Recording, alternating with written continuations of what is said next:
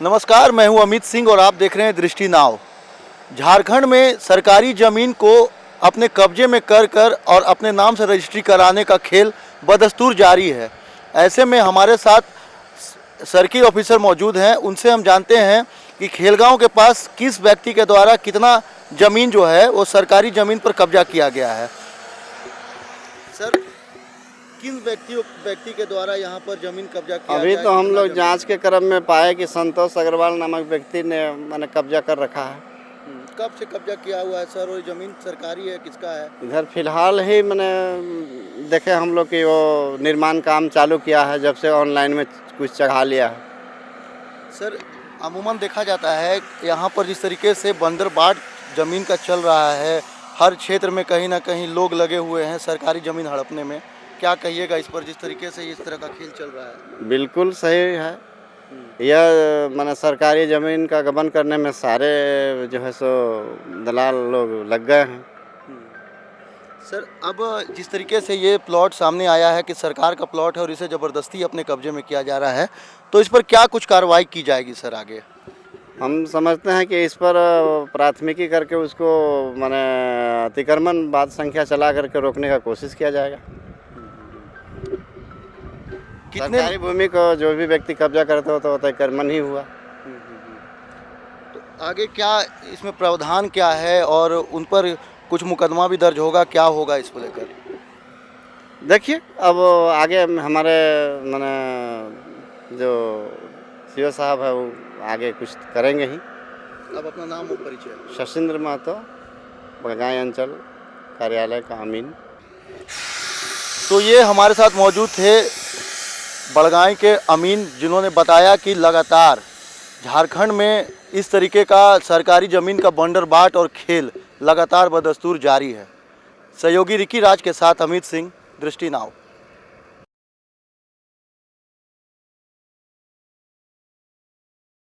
नमस्कार, मैं हूं अमित सिंह और आप देख रहे हैं दृष्टि नाव। रांची में आज ठेकेदार पंचम सिंह और परम सिंह के आवासों पर, या कह सकते हैं कि जितने भी उनके ठिकाने हैं उन पर आज आयकर विभाग की छापेमारी चल रही है। अभी हम मौजूद हैं ऐसे ही एक जगह पर, आपको हम अपने कैमरे के माध्यम से दिखाते हैं। आप देखिए कि किस तरीके से यहाँ पर पुलिस की जो टीम है वो लगातार पहुँची हुई है। अंदर में जो आयकर विभाग के जो अधिकारी हैं उनके द्वारा कागज़ों को खंगाला जा रहा है। आप कैमरे के माध्यम से देख सकते हैं कि किस तरीके से पुलिस की जो तैनाती है वो की गई है। हम आपको बता दें कि लगभग 1 दर्जन ऐसे ठिकाने हैं जहां पर आज आयकर विभाग की छापेमारी जारी है। लगभग 3 दर्जन से ज़्यादा की टीम जो है वो आज छापेमारी कर रही है। लगातार आप कैमरे के माध्यम से देख रहे हैं कि किस तरीके से छापेमारी यहाँ जारी है। हम आपको बता दें कि केवल यही नहीं बल्कि 1 दर्जन ठिकानों पर आज आयकर विभाग की टीम के द्वारा लगातार जो है वो छापेमारी की जा रही है। हालांकि अभी पुलिस कुछ भी पूरे मामले पर खुल के कहने से बच रही है। देखने वाली बात होगी कि यहाँ से क्या कुछ निकलकर सामने आता है। सहयोगी रिकी राज के साथ अमित सिंह, दृष्टि नाव।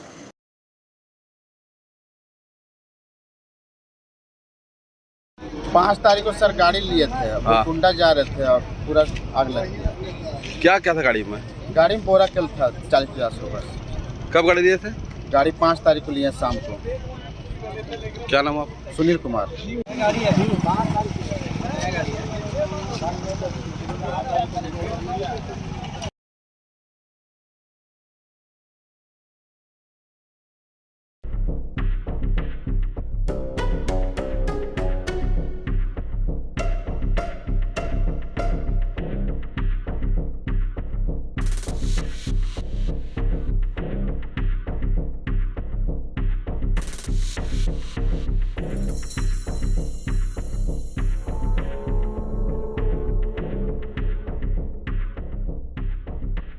अभी तक कोई खास सफलता हाथ नहीं लगी है, क्या कहेंगे?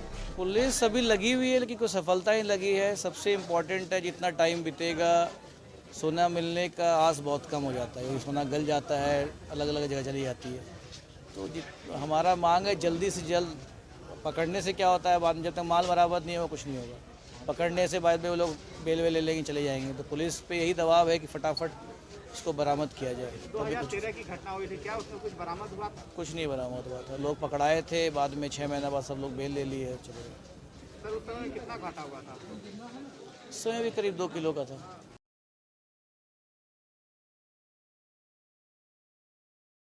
बोकारो के चंद्रपुरा थाना अंतर्गत बिशु पहाड़ी के जंगल में 40 वर्षीय महिला का शव मिलने से सनसनी फैल गई। सैकड़ों की संख्या में स्थानीय लोग जमा हो गए। वहीं पुलिस शव को बरामद कर पोस्टमार्टम के लिए भेज दिया। पुलिस के अनुसार शव की शिनाख्त नहीं हो पाई है।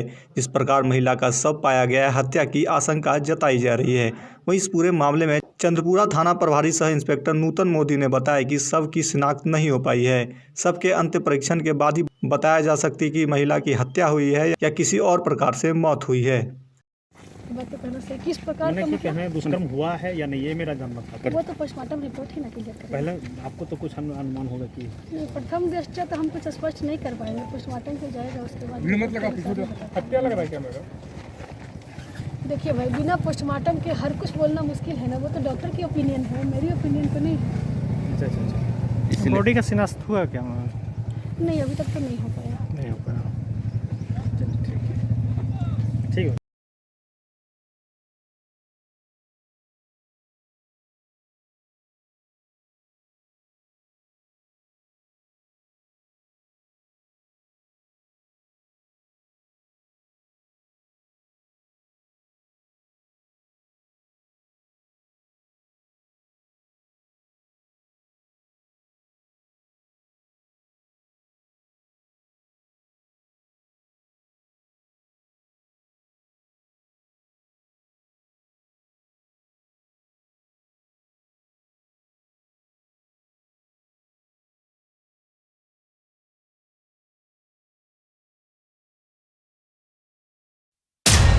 इस वक्त की एक बड़ी खबर दुमका के हसडिया थाना क्षेत्र से आ रही है, जहां दिन दहाड़े बीच सड़क पर अपराधियों ने एक व्यक्ति को गोली मारकर घायल कर दिया। अज्ञात अपराधी गोली मारकर फरार हो गए। व्यक्ति जरमुंडी प्रखंड के हथनंगा गांव का रहने वाला है। पुलिस मामले की जांच में जुट गई है। क्या हुआ है आपको? गोली मार के भाग गए थे। कौन मारा? अब कौन मारा हम क्या करें? पहचान नहीं रहे हैं। आप कैसे थे? हम मोटरसाइकिल जा रहे थे। हाँ सर। कहाँ जा रहे थे? हसडिया। हसडिया आ रहे थे। क्या नाम हुआ आपका? क्या नाम हुआ? नंदी मंडल। नंदू मंडल। नंदी मंडल। नंदू मंडल कहाँ के रहने वाले हैं आप? हथनंगा।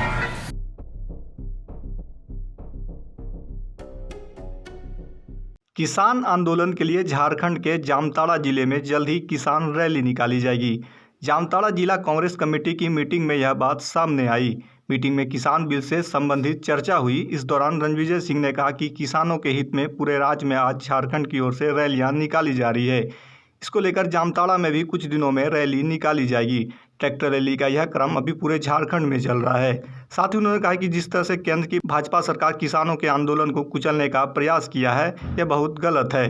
केंद्र सरकार को किसानों के साथ वार्ता करनी चाहिए थी। किसान आंदोलन को जिस तरह कुचलने का प्रयास किया गया, इसके लिए कांग्रेस हमेशा किसानों के साथ खड़ी है और किसानों के हित में आवाज़ उठाती रहेगी। राजभवन के लिए हम लोगों ने मार्च किया था। अभी संथाल परगना में कांग्रेस पार्टी के द्वारा किसानों के हित में, किसानों के समर्थन में हम लोगों ने ट्रैक्टर रैली निकाली। उसके बाद अभी हम लोग 13 तारीख को प्रत्येक जिला में किसानों के समर्थन में हम लोग एक मार्च निकालेंगे और 20 तारीख को पुनः किसानों के समर्थन में हम लोग एक बड़ा आयोजन करने जा रहे हैं हजारीबाग जिला में, जो कि किसानों के समर्थन में होगा। ट्रैक्टर रैली निकाली जाएगी और किसान सम्मेलन किया जाएगा। ये तमाम बातें हैं जो कि हम लोग इसलिए ये बातें रख रहे हैं ताकि ये जो बीजेपी के द्वारा जो झूठा अपना राष्ट्र प्रेम का जो लोग दिखावा करते हैं, जो 26 जनवरी को हुआ, 26 जनवरी को आज संजोग से चलिए वो जो कल्पिट है उसको आज पुलिस ने अरेस्ट किया है, लेकिन ये सब भाजपा का सोचा समझा हुआ एक साजिश के तहत ये सब काम किया जा रहा है। और ये पहले से ये सब तय था कि आपने अपने विपक्षी साथियों से ये नहीं समझा कि उनके साथ भी कृषि कानून जो आप लागू करने जा रहे हैं, पारित करने जा रहे हैं, कि उस पर कोई विचार विमर्श करें, या किसान संगठन के साथियों से भी आपने उचित नहीं समझा कि हाँ नया कृषि बिल हम लोग पारित करने जा रहे हैं, इस पर आप लोगों का क्या सुझाव है। आपने एक हिटलर के समान आपने सोचा कि हम अपने तरीके से हम लोग फैसला ले लेंगे।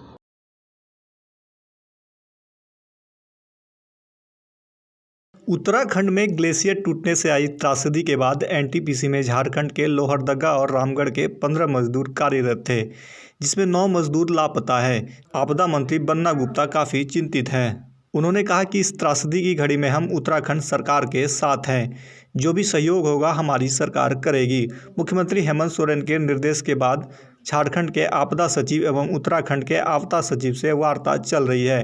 मैं भगवान से प्रार्थना करता हूं कि सभी लोग सुरक्षित रहें।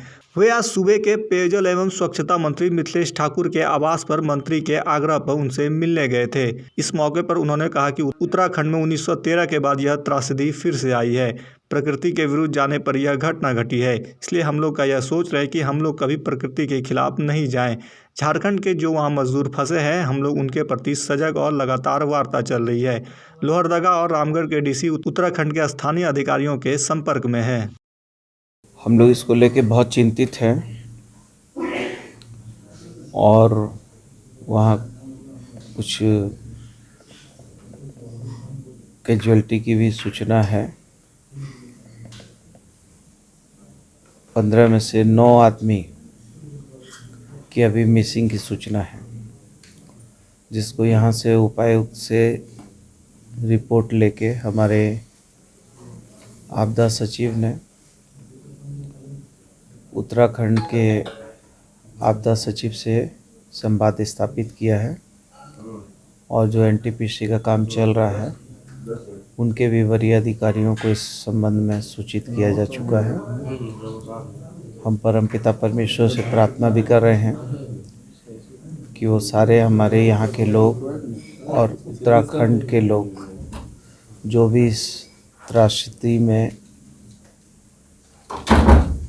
अभी तक फंसे हुए हैं, वो सारे लोग की जान माल सुरक्षित हो और उनको एनडीआरएफ की टीम वगैरह वहाँ लगी हुई है और जितने उस विपदा में जितने इक्विपमेंट वगैरह लगाने हैं, उत्तरांचल सरकार भी लगी हुई है।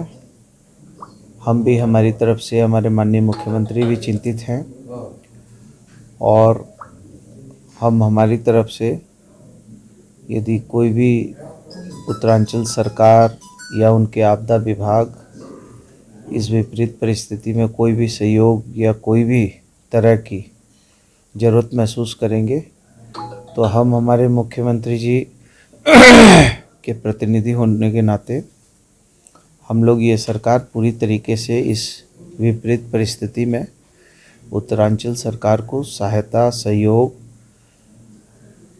देने के लिए वचनबद्ध है। और मैं समझता हूँ कि जो लोग भी अभी मिसिंग हैं वो जल्दी सकुशल वापस होंगे, लेकिन कहीं ना कहीं मुझे लगता है कि ये जो प्रकृति आपदा आई है इसके लिए हम जो जिस तरीके से विकास करने की जो आपाधापी मची है और बिना सोचे समझे हुए जलवायु और हमारी जो धरती की जो क्षमता है उसके विरुद्ध काम किया जा रहा है और इसी का एक दुष्परिणाम पूर्व में भी जापान में सुनामी के तौर पर आ चुका है और 1913 के बाद ये उत्तरांचल में एक फिर बड़ी जो है घटना घटी है।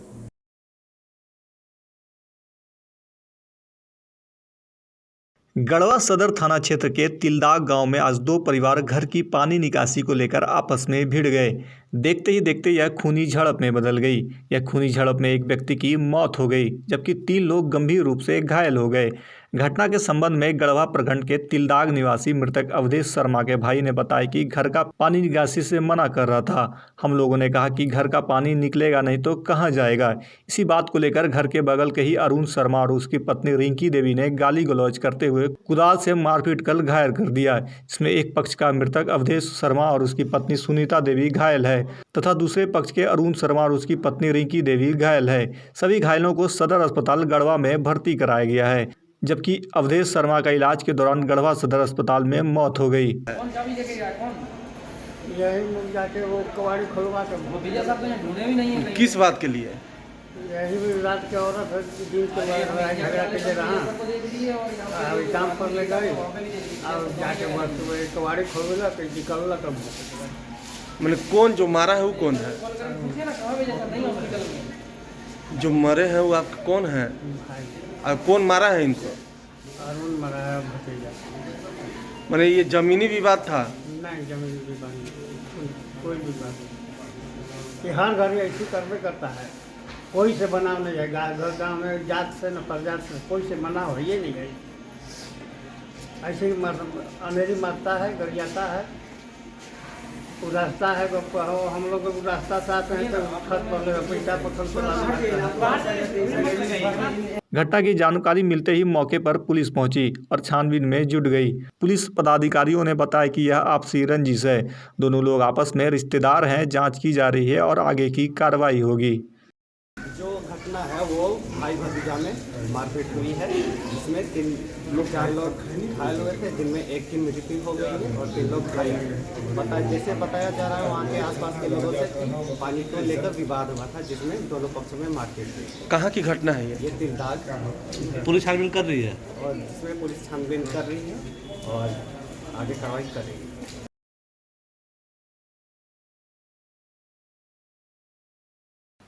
एक बार गुजरात के यात्री, क्योंकि जम्मू कश्मीर में जाने वाले टूरिस्ट में गुजरात बहुत बड़ा नंबर रहता है, और टेररिस्टों ने पर हमला कर दिया। करीब 8 लोग शायद मारे गए। सबसे पहले गुलाम नबी जी का मुझे फोन आया।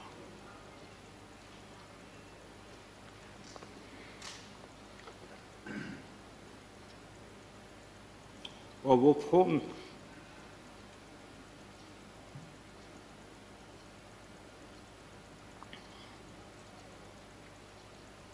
सिर्फ सूचना देने का नहीं था,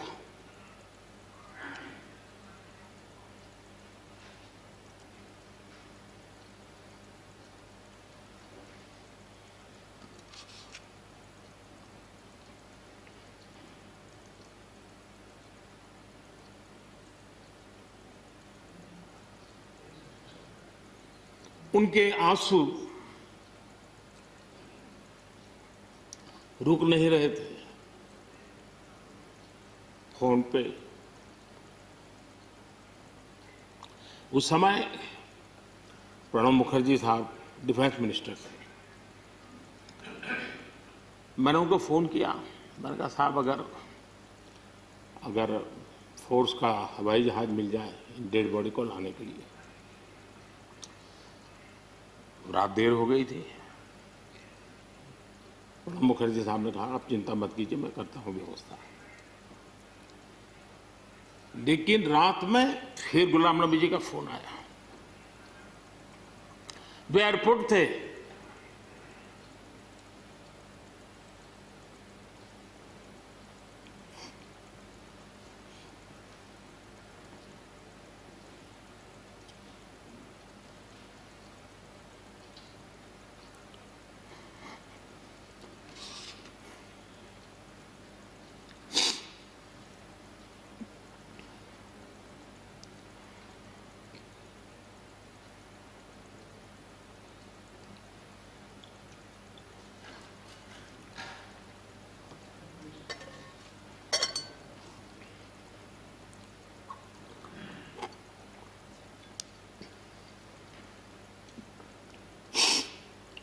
सॉरी, उस रात को एयरपोर्ट से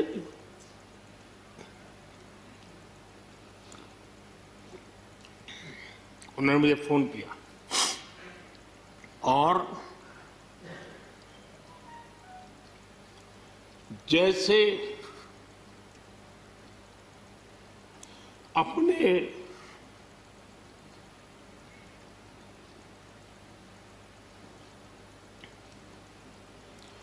परिवार के सदस्य की चिंता करें,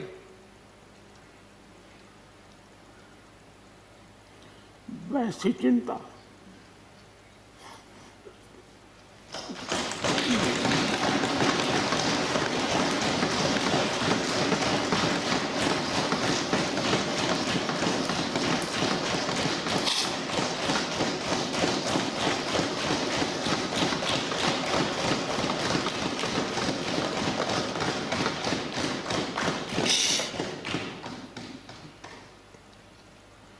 पद, सत्ता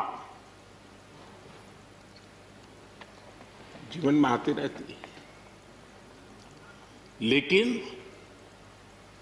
उसे कैसे पचाना,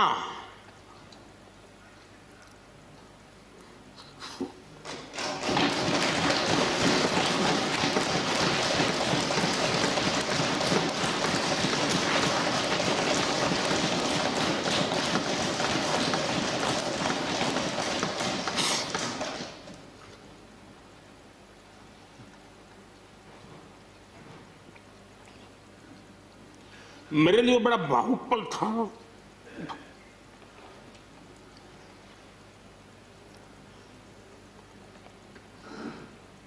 दूसरे दिन सुबह फोन आया कि मोदी जी सब लोग पहुंच गए।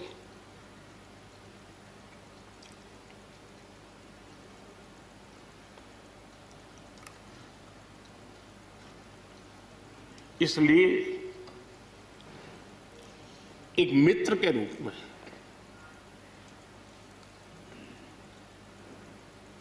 गुलाम नबी जी को घटना और अनुभव के आधार पर मैं आदर करता हूं।